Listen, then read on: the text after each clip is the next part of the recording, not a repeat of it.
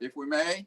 And it's time to call the oldest Lions Club in the world to order. So welcome to everyone. I'm Hruby, the president for this year. And I am happy that y'all are staying warm, it looks like, and staying out of that cold, wintry weather outside. But it is time for us to proceed, and I believe Chuck is our Zoom host today. Chuck, is that correct? And if it is, would you remind us of our procedures, please? Am I the host? Chuck, yeah. Okay, well, the procedures are to please keep yourself muted unless you're speaking. That way we don't get a lot of cross chatter. That's really the only rule. Thank you. All right, thank you. Even though we repeat it each week, I think it's important. So thank you for that. And now we're going to proceed with our pledge of allegiance and pledge to the Texas flag. And Hruby, unmute yourself. all right, I'm sorry. Yeah.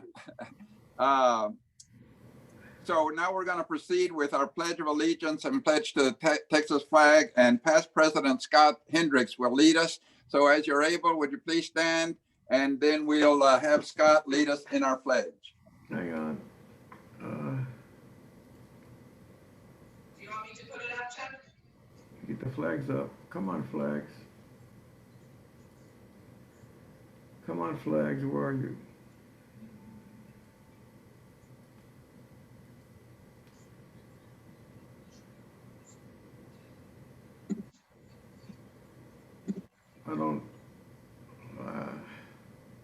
I'm having to, okay, there you go. Thank you, Lenore.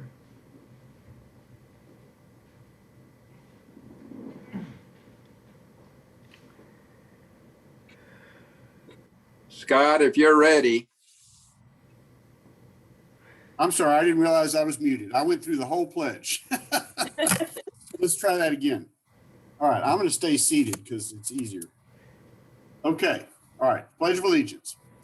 I pledge allegiance to the flag of the United States of America and to the republic for which it stands, one nation under God, indivisible, with liberty and justice for all.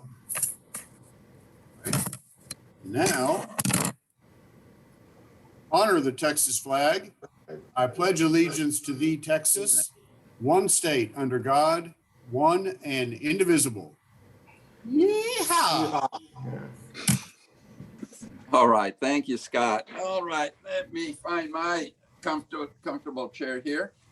And I hope you received the email that we sent out, because today we are going to change our agenda up just for a little bit to allow our speaker to have a little time to get and meet his travel plans. So at this time, I'd like to ask ma'am to introduce our program and our speaker, please.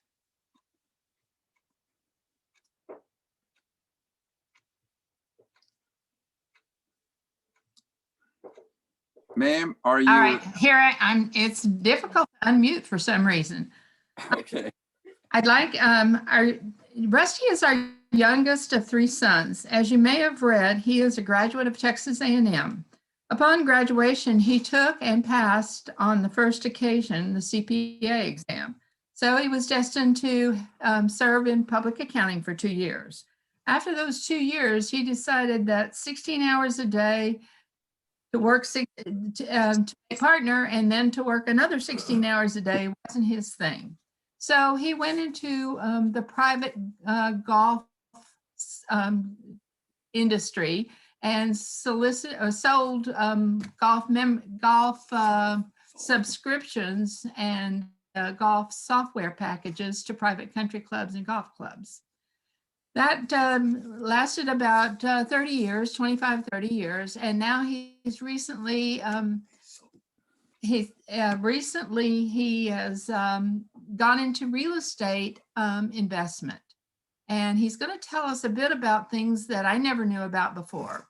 Now, Rusty had the distinct advantage when he visited Lucy in India, and he joined and had his picture taken with a Lions Club at the hotel in India where he was. So you've already met two of his daughters through presentations, and he has three. And now I will introduce our son, Rusty Hruby. All right. Hey guys, can you hear me okay? Sure. All right. Well, I'm at the airport, as you can see, and mi mamá me dijo que ustedes quieren hablar, que yo hablo en español durante esta presentación, ¿verdad? See? Yeah. Oh, yeah. Rudy got that, huh? Yeah. Qué bueno, I qué was bueno. unaware. Gracias, but you go ahead and maybe in English this time. Yeah. Well, guys, I'm going to ask you to pardon the overhead speaker when at the airport it comes on here. I'll try to mute, but I'll do my best, but just bear with me. So as my mother said, you know, I've just completed a 25-year career in the technology space, providing operation software for private country clubs.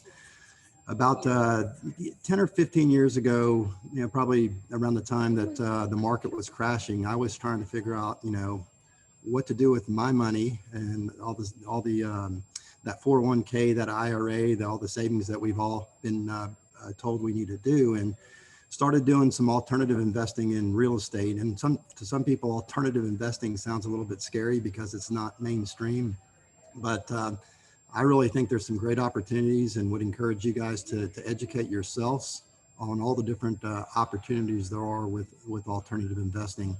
And specifically, I'm referring to real estate related investing. And that doesn't necessarily buying real estate. It certainly can mean being a source of funds for real estate investors, hence the topic of our discussion, private lending. So I'm going to try to jump into my PowerPoint here. I'm going to hit my screen share and hit share here. Okay. And I just want to make sure that you guys were, I'm not here to do anything other than educate you guys.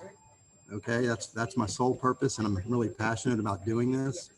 But I also want to invite you, if I'm not going to cover everything in detail today, I've got my phone number and I've got my email address here on every slide. If you have any questions whatsoever, or you just want to have a cup of coffee and talk about this kind of stuff, it gets me really excited. Fair enough? Okay. So, okay, let me see. Go ahead and there we go. All right, I'm hoping you can see my slides okay. Everybody good there? You can see my slides? Okay, got it. Okay. So let's talk about the outline for today. We're going to just cover a little bit about what is private lending. Okay, obviously, most of you have probably been a borrower before, but many of you might not have been a lender before. Why should you care about it? If you've already got money invested on Wall Street, on your IRAs or your 401ks, again, this is a way to maybe take some of that money outside of your traditional Wall Street money and park it in perhaps a more secure investment. I like to call it being the bank. You know, as I go to every downtown, I've traveled the entire country pretty regularly. As I go to every downtown, what's on every major street corner downtown? It's a bank. Whether it's JP, whether it's Chase, whether it's Wells Fargo, the banks own a lot. And they're basically taking our money in our deposits and then lending it out and making a fee for doing that. Private lending is much the same thing. I want to also kind of touch on what it means to be in a secured position. Most of us probably don't think of lending as an investment, and certainly don't understand necessarily the benefits of being in a secured position. So I'll cover that in a little more detail. And well, sources of capital. Where do you get funds of your own to invest in and do private lending yourself? And we'll go through a few case studies, and then I'll leave it open for a few questions. Okay. So I know I've got a short amount of time. I'm going to try not to get sidetracked because you can tell I like talking about this stuff.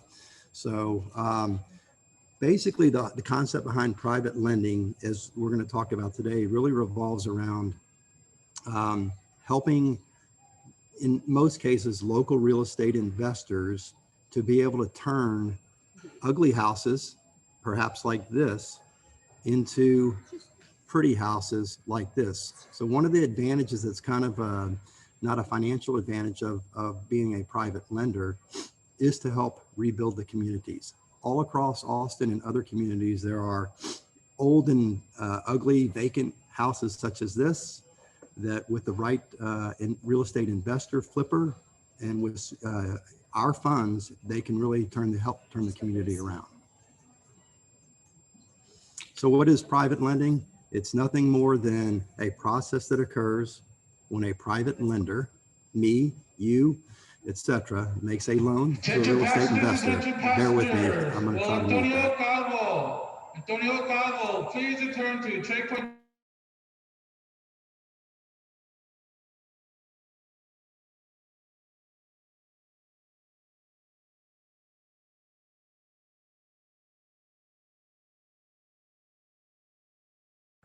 Okay, hope we don't have too many more of those. So it's, again, the process, you've obviously read this, hopefully, for real estate investor to purchase real estate. And typically, what I like about the private lending is it's typically a short-term period of 3 to 12 months. So you always have the opportunity, if it's short-term, to reevaluate every six to 12 months if you want to process another loan with a said investor. Other names for private lending: private mortgage lending, real estate notes, hard money, real estate asset lending, and trust deeds. So you may have heard of it before in some of those other different names. I want to be clear though, this is not subprime lending. Okay, I think that's important, that this is, although it is an alternative investment, it's not subprime like all the banks got into trouble years back. So I wanted to just quickly go through the several bullets associated with what a typical real estate investor business model is, okay, and why and where the lending part comes into play. So first and foremost, a real estate investor can't do anything until he locates a motivated seller, okay? So a lot of marketing involved with that. You probably have got postcards yourself. The next thing is the real estate investor has to be able to provide a solution to the seller's problem. In many cases, they're financially challenged or have a time challenge where they have to sell their house quickly. Oftentimes, the house may not be in the best shape. Well, here's where we all can come in as private lenders, because that real estate investor needs cash, and he needs cash quickly to be able to purchase that property that's generally off market.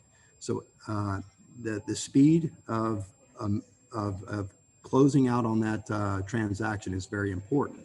And because of that, banks are really not an option for most private investors, because they're too slow, and because banks typically aren't going to lend on ugly houses, especially the real ugly ones. So that gives us a great opportunity to use our funds to be able to earn above average returns, and helping out the investor and all the other things I'm going to tell you or show you are the benefits. Then the real estate investor fixes up the property. They eventually sell or flip the property for a profit. They then pay off the lender and repeat the process over and over and over again.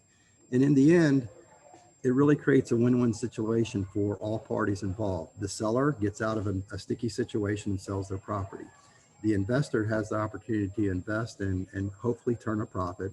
The private lender makes their cash available for a fee. And of course, ultimately, the end buyer gets a nice new home. Okay. And so let's talk about all the investment comparisons that opportunities that we have. I mean, we all have options, and that's the beauty of where we live and here in the U.S. So many of us are familiar with fixed income type investments. In fact, the older that we get, the more we move our money towards those fixed income opportunities, because they're safer and they're more predictable, but they don't earn as much. Certainly we can invest in equities, stocks, and we're all probably excited about the wave the market has been riding high for the last many years, but we also know that it goes up and down and up and down and up and down. And so things are very good right now in the market, but I know that they were very good in August of 2008. I think we all remember what happened in September of 2008. So compare that to real estate notes or private lending. May I have your attention, please? Give me one To help us second here. ensure the safety of air Or is that travel, okay if I you talk see over her? any Can y'all hear her articles, in the background? baggage, or packages, or any suspicious Yeah, activities, we can hear you, report it to Rusty. airport police You Okay, wanna or go- I'll keep personnel talking then. immediately. So one of the Su benefits atención, of por favor. Para su providing mayor lending seguridad en los for vuelos, real si estate ven notes artículos is desatendidos, your money equipaje, is paquetes, o secured cualquier actividad just like a sospechosa, bank reporten esto de with a inmediato a la tangible policía del hard aeropuerto o al asset, personal de las i.e. aerolíneas. the house or the property that you're lending against. Hard money, private lending provides consistent, predictable, and passive income. So while you're in a sense investing in real estate, you don't have the headaches of toilets, tenants, or trash. And that's something I for sure enjoy about it as well. The downside to it, you don't get appreciation because you're not an equity player usually when you're lending money. So I've covered these, some of the benefits again, when we do a hard money or a private lend is there is a deed of trust, there is a promissory note, so you're secured just like a bank would be. It's really no different. The information is, the documents are recorded with the county, and you know, if there is a title search done on it, that deed of trust will pop up with your information on it. Certainly the private lender will get a much better interest rate than any bank can provide from CDs or money market accounts. So I think CDs are paying what, 1%, maybe 1.5% if you go out 3 to 5 years. And you know, a private lender should earn minimum of 6 to as much as 12% on a loan, depending on how risky and the different type of loan that it is. So you can definitely do better than banks, and much better also with having your leverage limited to 75% of loan to value. I'll cover what loan to value is in a second, but typically when a bank is lending out a mortgage, you know, we've seen anywhere from 0 to 10 to 15 or 20% down payment that a bank's going to require. I generally don't lend on private loans unless I have 70 to 70. The max I'll go is 75. I leave it to 70%. In essence, that's a 30% down payment if you want to look at it that way. So you have a 30%, 25 to 30% downside cushion, which is significant. So what is loan to value? It's very simple. You take the amount of your loan, in this case, $70,000. You divide it by the future, the repair value, the after repair value of the house, in this case, hypothetically 100,000, and that's where you would obtain a 70% loan to value. So if the real estate market went south and it lost 10 or 15%, this 100,000 would be, maybe the house would be worth 80 to 85, 90. You still are in a very secure situation since you've only loaned out 70. Hopefully that makes sense to you. Thank you. Typically, like I said, banks, their loan to value, we've seen it as low as 0 for VA loans, up to 85% in some cases. So,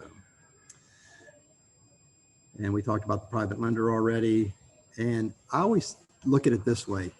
If I'm going to loan money to a real estate investor, the worst case scenario that I can come up with is if the borrower pays me back on time.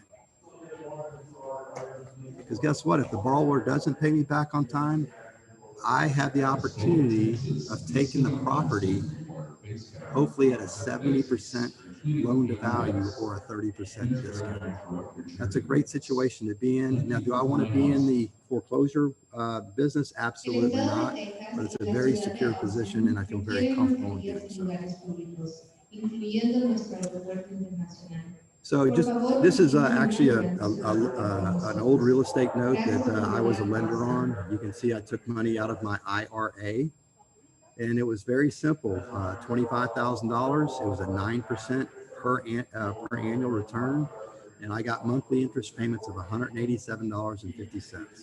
And so this is an example of how this would be signed by the lender, and I would have been sent the original and kept that for my records. The other thing that's nice about private lending is if I got into a financial bind and I actually needed to sell this note, this is a marketable note. There are investors out there that would gladly buy this 9% note from me at perhaps at a slight discount. This is a deed of trust saying that this is the legal description of the property, and this is actually what gets filed with or recorded with the county, Travis County or Hayes County, what have you. And you can see again, the deed of trust, public record, records that my IRA has a $25,000 interest in that property and that I'm in first position. Okay. So, oh, I'm not sure where this came from, but anyway, gig 'em. So sources of capital. So not all of us know exactly if we wanted to do private investing and private lending, where would we get the funds from? Well, many of us don't know that our IRAs are much more flexible in what we can do with those funds. Most of us have been drinking the lemonade that IRAs can only be used for Wall Street sponsored products, you know, bonds, stocks, mutual funds, annuities, etc. That's not the case. It's your money. It's in your IRA. It's there for your retirement account. And yeah, you can put it in the stock market. You can put it in CDs for sure. But there's risk associated with the rewards you get. Your IRAs can be converted to self-directed IRAs. So there's a slight difference. You know, Fidelity, Schwab, E-Trade, those are all the folks that can do IRAs. They're not going to tell you about self-directed. It's a different type of company that's going to be the custodian for your self-directed IRAs. So you will have to move money. It's not a taxable event, but it's a way for you to do more than Wall Street related investments. So typically your financial advisor may not know much about self-directed IRAs because they have really no incentive to do so. Because if you have your money with a regular brokerage firm, they want your money to stay with that brokerage firm. So you're not going to get a lot of advice. In fact, many times you'll be told that they're very risky, and oftentimes that's because the knowledge base of a financial advisor on private lending just isn't going to be there. So you have the choice. I just want you guys to know that, and certainly having money in the market is a great thing. I've got money in the market. I'm sure most of you guys do as well. But you know, it's a matter of, you know, when's it going to go up? When's it going to go down? And certainly there is some gamble, and you're relying on other companies run by CEOs and boards of directors to hopefully do good with the money that you're investing. Different from that, when you're investing in secured notes, you know what your collateral is. I know that I'm lending money on 123 Main Street. I know, hopefully know who the lender is, or know the group associated with that lender. I'm sorry, with the investor, and I can go and touch it. I can drive by it. I can see what kind of progress they're making when they're rehabbing the project. And it just gives me a sense of I can help make my own decisions and be in more control. That's the way I look at it. Okay. And of course, knowing your consistent rate of return. So just a quick example. Actually, a second source could be the equity in your home. So many of us have our homes paid for. You know, we might have $100,000, $300,000, $400,000, $500,000 in untapped equity sitting there doing nothing. Well, actually, it's appreciating right now with the way things are going in Austin. But just as an example, if you could take out a line of credit against your home equity, which right now is probably around 2.5%, and you took that money and invested it just 8% in a private lend. If you have $50,000 in equity, that translates. The arbitrage between 8 and 2.5 is $229 a month, and you can see how it escalates the more money you're potentially lending. So it can make a significant difference with money that's really yours tied up in your house. Obviously, cash is a great source for private lending, and a lot of times our cash in after-tax money is sitting in CDs. Again, as the older we get, the more conservative we typically get, and CDs and money markets, and they just aren't really moving the needle, and they really aren't keeping up with inflation. So again, 8% return, and I'm just throwing out that's a possibly an average versus the standard 1 to 2% in a CD. So here's a few case studies. And this one actually is going on right now. So I'm extremely excited about this one. I actually am a borrower in this case where in most of the other experience I've had, I've been a lender. And I bought a property over off of St. Elmo Road in South Austin near South First Street. And the situation was the seller actually was had inherited the property, and it had been in probate for 2 years. It had been vacant, it was vandalized, and it was kind of an eyesore in the neighborhood. And so I was able to get it at an attractive price. And when I ran the numbers on this, I had two options. I could either repair the house as it was, or I could demolish the house and get better use of the piece of real estate. And I decided to do that and build two houses. And so the ARV, the after repair value of that particular property is about 1.1 when I started this project a year ago. I purchased it for $290,000. Okay. Had about $525K in build cost. So that's a lot of money. And I certainly didn't want to expose myself any further. And so I had three options. I did talk to a bank. I did talk to another institution that lends on real estate. But in the end, I ended up going with private lenders to help fund this particular deal. So my all-in costs were going to be about $820,000. I put in the land. I brought that to the table, and so I needed a $500,000 loan. What was attractive to the lenders, you see this 45% loan to value. They hoped I would default, and they hoped they would be able to get the property worth 1.1 after construction. Well, I'm not going to let that happen, obviously. So I took out a note with 5 lenders at $100,000 each at 9%. And I'm going to be listing this property probably in 2 weeks. And as the numbers keep going up, I'm probably going to list it for 1.2, 1.3 in 6.5 months of construction time. So, so far it's been a great experience. And I think, again, the lenders felt very comfortable because I had such significant skin in the game. So this is what the property looked like before. Now that was taken off Google Maps probably 4 years ago. So it doesn't look vacant. It was in a lot worse shape when I bought it. And this is when I knew it was getting real serious, when I showed up one day at the construction site, and this is what we had. So that's my nearly $300,000 investment in the rubble there. So today, if you drive by 709 West St. Elmo, you'll see 2 attractive houses that are about to go on the market. Okay. Another example, and this is one that I was a lender on. This was a property down in San Antonio. Similar scenario, motivated seller. This was a really ugly house, but it was in a high demand area of Alamo Heights in San Antonio. So in this case, the real estate investor, also known as the borrower or flipper, he did the analysis and said he needed said the house would be worth $230,000. He purchased it for $137,000, $30,000 repairs, $4,000 in carrying costs. So he needed $171,000.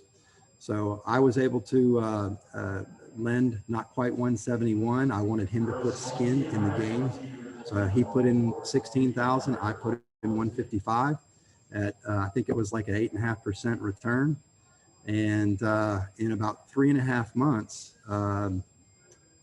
he was able to turn that property in a $228,000 sale.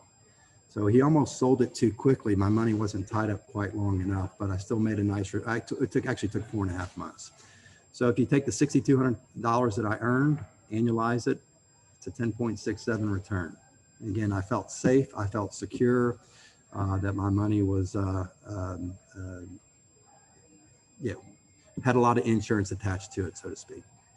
So those are my two case studies, and just here's a before and after picture here that the old kitchen versus the new kitchen. So I haven't been paying much attention to the time here. I think it's now 1 o'clock, so I think we're doing good. We probably have about 5 minutes or more for questions.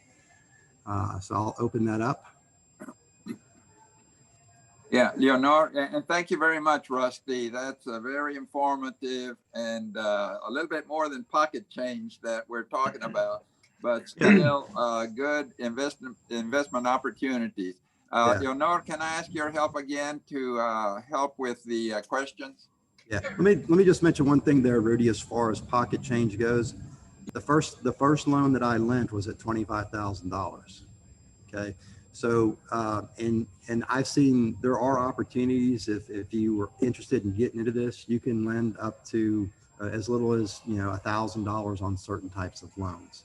So I didn't mean to intimidate anybody by throwing around those bigger numbers.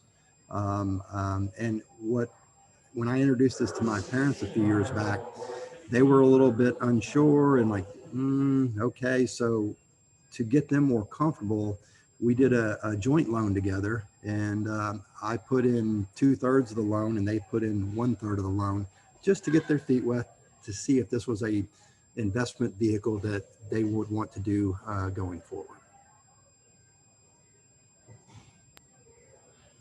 Yes, sir. Mr.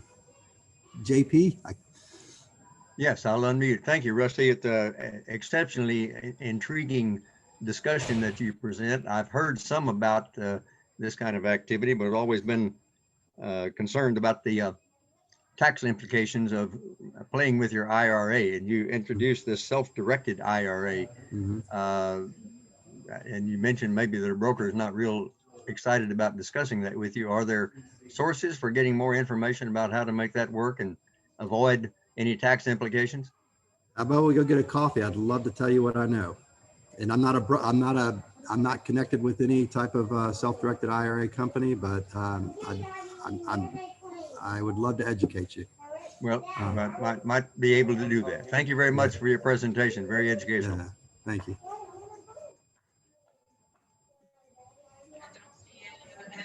Going up? Oh, Gaylord, go ahead. Rusty, thank you very much. And I've always, I guess, been the one making the bad investments instead of loaning the money. But start and help us understand. I hate to go back to point zero, but two, I think it'd be helpful if you helped us, and particularly me, understand subprime. What qualifies, in your opinion, as a subprime lender? Well, I think a subprime lender, as where all the banks got into trouble years back, is money was available and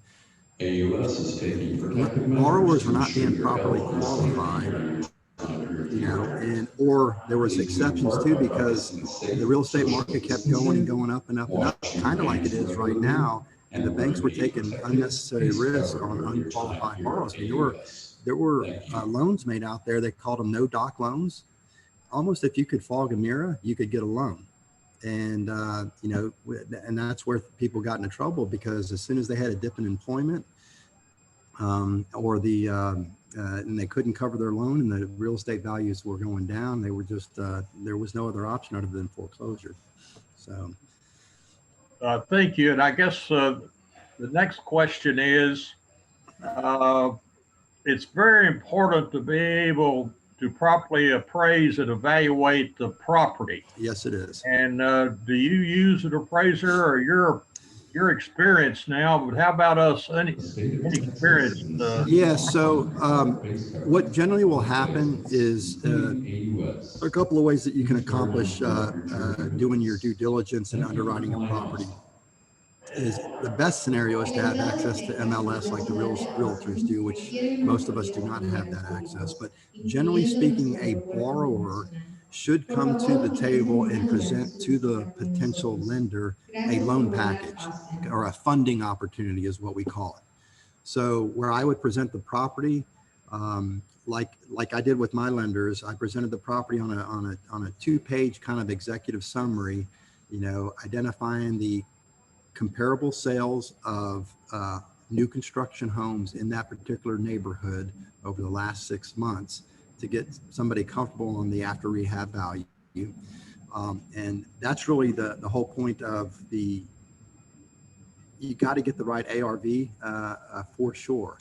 The other point is you got to get a good estimate for repairs.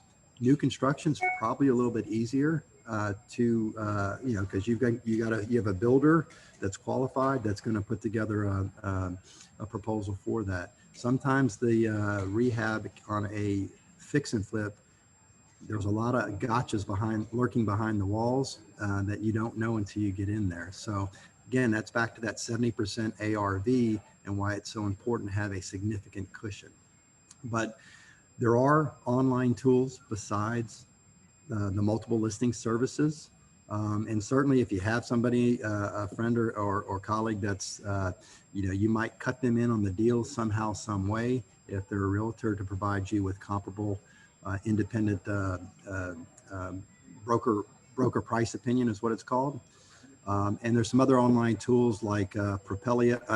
I don't want to get into the details, but there's other online tools besides MLS that can help you do it. But the best option, I think, is MLS or a realtor that you can lean on, possibly pay for their time to do a broker's price opinion, and it wouldn't be very expensive.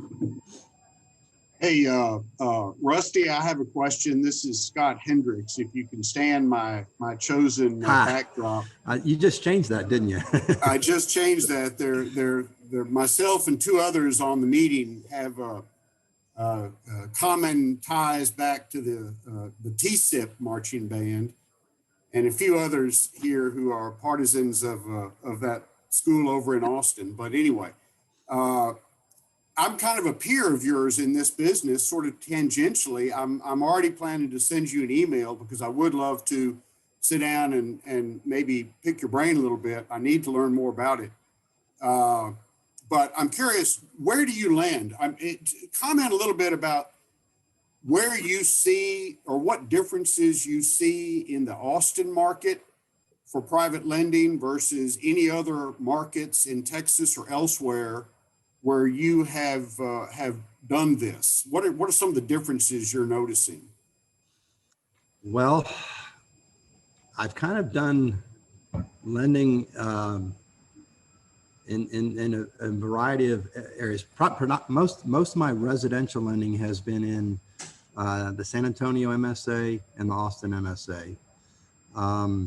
Most of it actually is in the San Antonio MSA just because home values are a little bit less than obviously that they are here in Austin.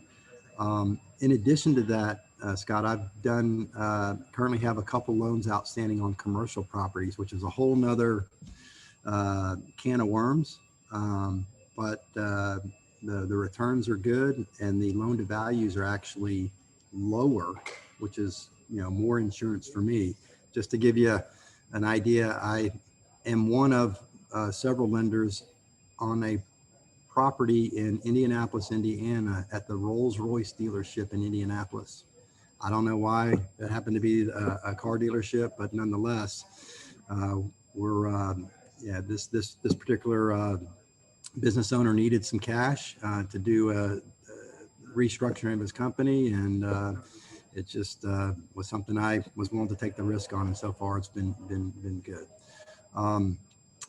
As far as, I don't know what's happening with the market. I can't understand. Obviously inventory is down right now, and that's just driving crazy prices up. Real quick, I'll tell you a story. In my neighborhood, I live in Circle C, and the housing prices in Circle C are probably, maybe before 6 months ago, they were 500,000 to maybe 750 at most. Well, 5 houses down for me just this week. A house went up for sale for 8.25. A real estate investor had gone in and bought the house 6 months ago for $515,000. They probably put 100,000 into the property, listed it for 8.25. Friday, Saturday, and Sunday, there were traffic jams for me to get into my street. Literally, there was people lined up. to see this house. The realtor on Friday evening came out. We were having a little outdoor happy hour with a friend's house nearby. The realtor came out and said, by the way, if you're just kicking tires, don't waste your time or mine. Oh, and by the way, if you're not prepared to offer significant cash and 7 figures, you're probably wasting your time. So the market is absolutely nuts right now. They got, we don't know for sure, but we understand that they got 2 offers for over $1 million. It's just Well, absolutely again, nuts. yeah, I'm hearing the same thing. Thank you. And I'm going to send you an email as soon as we get off the call. I think there may be some interesting areas where we can collaborate. Yeah, perfect.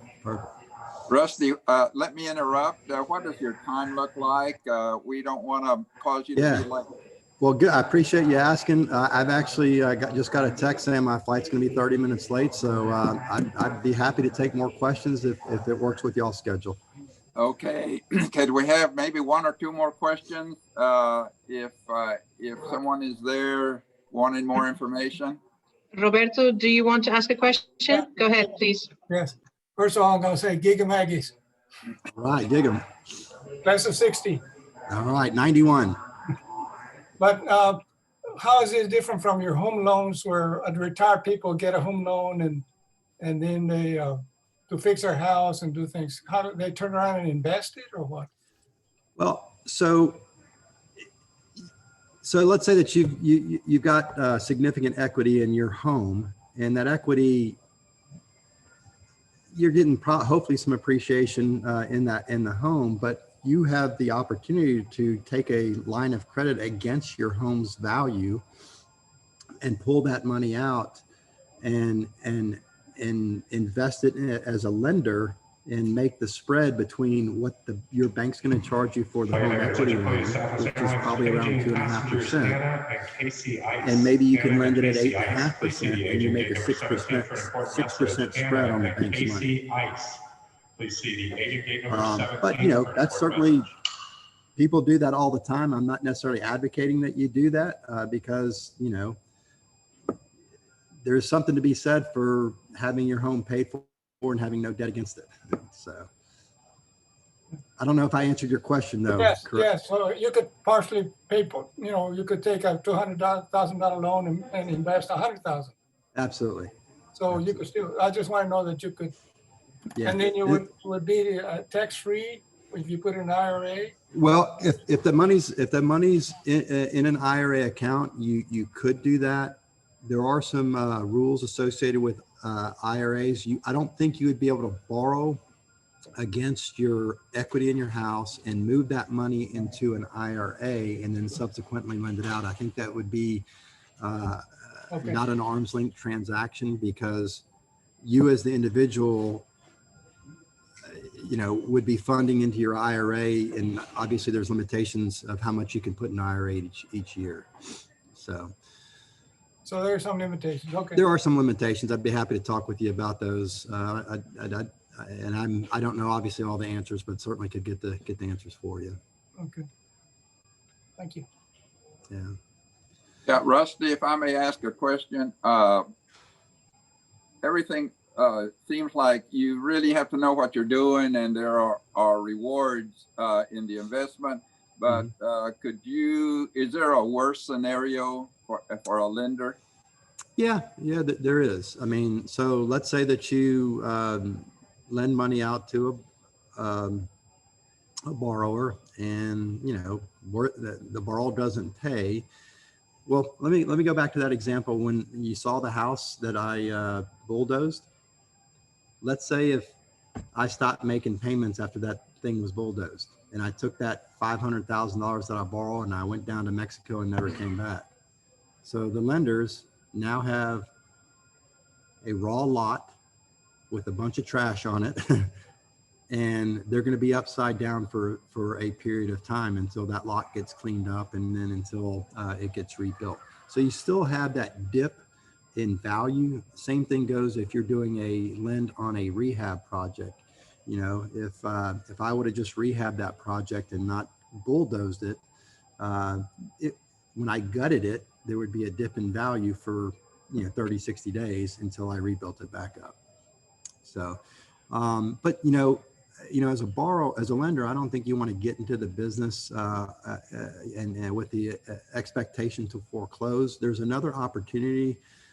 Foreclosing can be expensive. It's a legal process to foreclose. And so what you can do is get a deed in lieu of foreclosure, which basically is the owner signing the deed over to the lender. May I have your attention, please? The other option too, Rudy, to help protect yourself, if you got a loan across your desk, a loan opportunity or funding opportunity across your desk, and the after rehab value of the house is $300,000, and the estimated repairs was $10,000, I would feel much more safe lending on that loan than if the after rehab value was $300,000 and the construction estimate was $100,000. So you do want to pay attention to the rehab value, and the more the rehab costs are going to be, the higher interest rate you're going to charge to mitigate the risk that you're taking. Does that make sense? Yes, Yeah. thank you. Maybe one more question, because Yeah. we may have to call time. Yeah. Is there someone else? Well, I'll mention this to you as well. I've kind of suggested that each of us individually would go out and find real estate investors to potentially loan money to. There are other options where there are funds out there that you can participate in. Or like I told you on the loan that I did, it's a fractionalized loan with 5 people. So, and another one I told you, me and my mom got into a loan together. So there are ways to get involved and to seek other professional advice and other lenders so that you're not exposing 100% of the loan to yourself, if that makes sense. But I'm actually, my purpose isn't is only to educate you guys, but I'm actually so excited about this space. I'm actually just in the process of starting a real estate asset lending company. So at some point we might get back together when I get a little bit further along, but to be continued. All right. Anyone else? We had Norman, and Norman, go ahead. Okay, really, this is related to what was mentioned in the handout that you sent out to the members, in it, which it says that Rusty is leaning towards a move to San Miguel de Allende. I can't help but I want to pass on to you, if you need further information. We've had property down there for over 20 years, and we're very familiar with the area, the people, and where my wife is from Mexico City, and I'm a Spanish speaker, gringo as well. So I'm offering, in the event that you would require further information, that we're here for you. All right, we're going down there in a month. Well, we'd like to get down there because we haven't seen our property for about a year. Yeah, where's your place located? It's in El Encanto, which is behind the big supermarket. Behind Mega? Yeah, exactly. Okay, yeah, I know that neighborhood. Yeah, I've been down there about 20 times over the last 20 years. So I'm actually looking for property down there. So if you have any friends that are looking to sell. We might. Okay. Okay. All right. All right. Well, guys, you have my email address. You've got my phone number. Man, one thing I've been learning over the last many years is our network is our net worth. So I'd love to help you guys in any way I can. Okay. Thank you. Thank you. Gracias. Gracias. I'm going to have to call time. Right. And for those that may not have had a chance to get their questions in, I hope you were copying down his email address or his telephone number, and he has graciously offered to respond. So Rusty, thank you so much for this helpful information. And so we do appreciate it, but I'm afraid we're gonna have to get back to our agenda. There you go. All right, thank you. And so, ma'am, thank you to you also for making this program available, a part of your wonderful family. Well, this is, you know, we keep on, and I just want to let you know that we were surprised with getting involved in much of this. We were very, very leery, and it's been an education for us as well. So thank you for having him.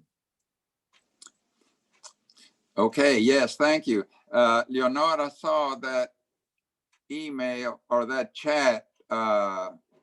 Are you providing the telephone number and email again?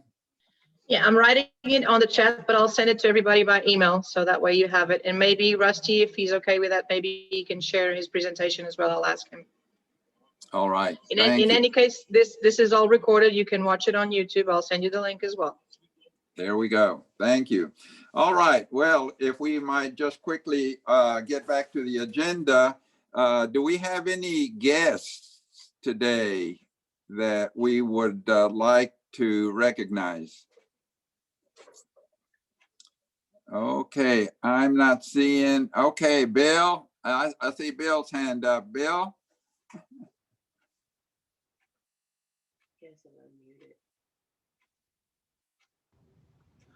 Happy to have as my guest my wife, Pat.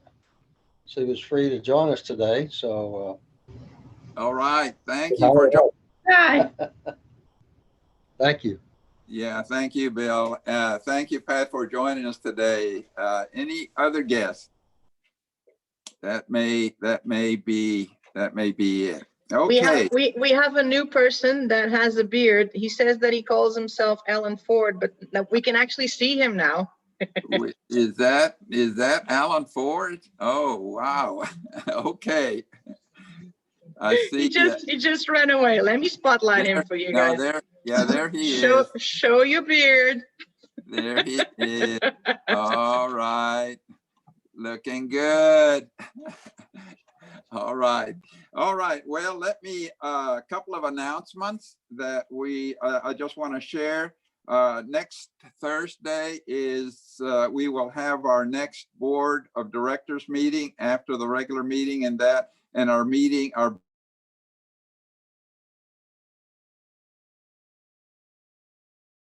Did we lose Rudy? I think we lost Rudy. There's been some power outages. That's why Jim Robertson couldn't attend. So maybe it reached Rudy as well. Rudy clicked on the wrong button. No, I think he's off. His video totally stopped. Yeah, Well, we live got him fairly back close on the by, screen. and we got a couple of Yeah, no, his image is on the screen, but he's not. Yeah, there's power outages on that area. Yes. So there's a next board meeting next week. That's what he wanted to say. Let me just quickly grab the agenda he sent out. All right, so Board of Directors, February 18, Meals on Wheels on the following Friday, so February 19. If you're willing and able to volunteer that, please let me know. In any case, we'll be sending out an email for you to volunteer and help us out. And then April 8, the election of the new board. And then April 10, if everything goes well, will be workday at Texas Lions Camp. Does anybody else, JP, did you have something to say? No, did not. No?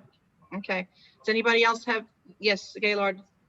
In regard to the conditions, everybody please stay at home if they can. Our ice storm got here about 5 days early. As you may have heard, there was a 25-car pileup off of 183 and 45.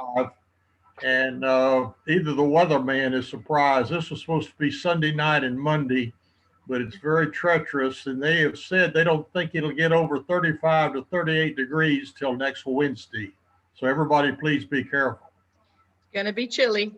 Anyone else have some more? Go ahead, Glenda, please. Yeah, I just wanted to say that next week, Tommy Cowan will be doing our member profile. So we're looking forward to that. Cool. Should be fun as well. And That'll Greg, be I a think, no-show event. I'm quite certain. Y'all bring your books to read and pillow for a nap. I'll try and keep it under 30 minutes.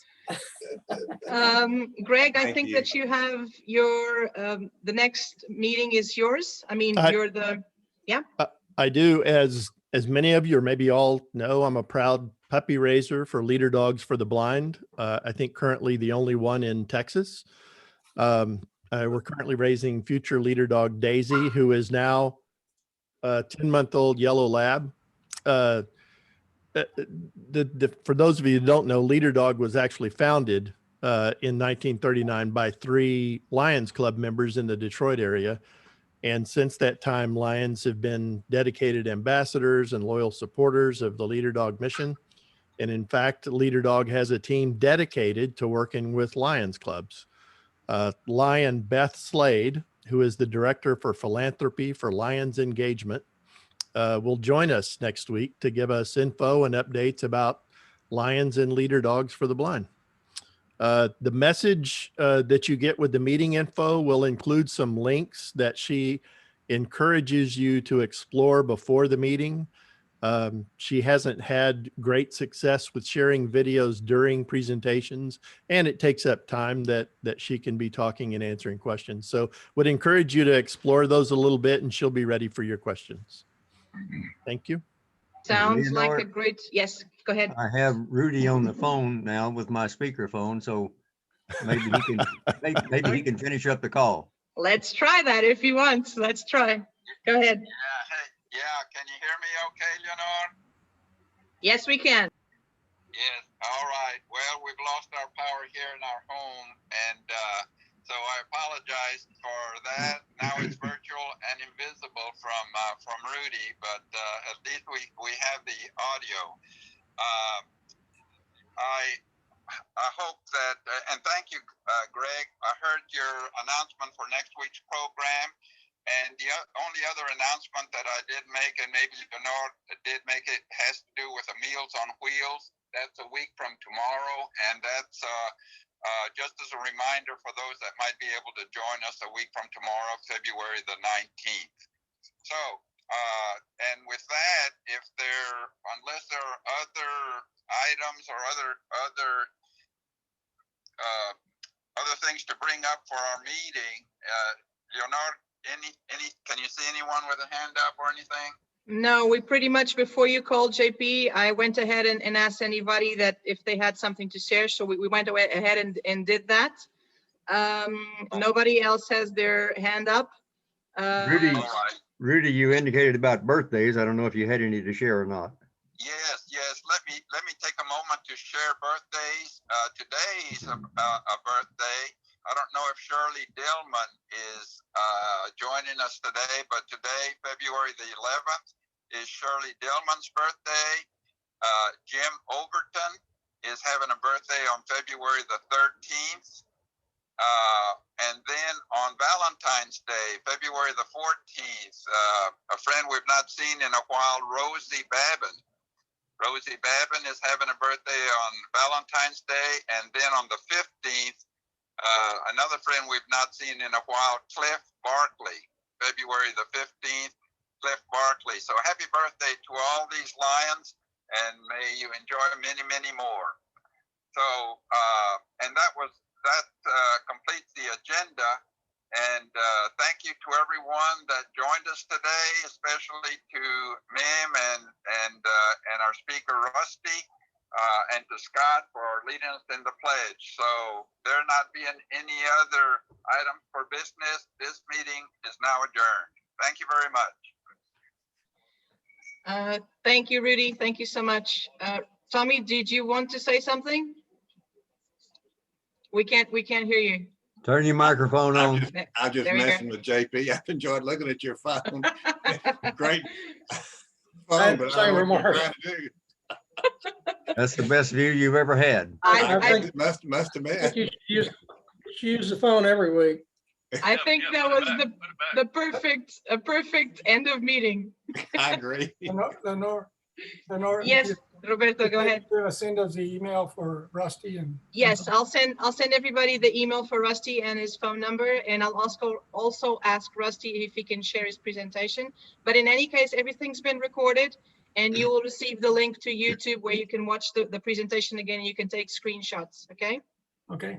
Lynn, or will there be opportunity for comments after Tommy Cowan's presentation next Oh, week? I don't know. You have to ask him, but I think so.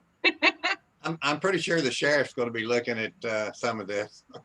All right, everybody. Well, thank you so much for being here. We'll see you next week. Stay safe, stay warm, ideally. Take care. Bye-bye. Bye-bye.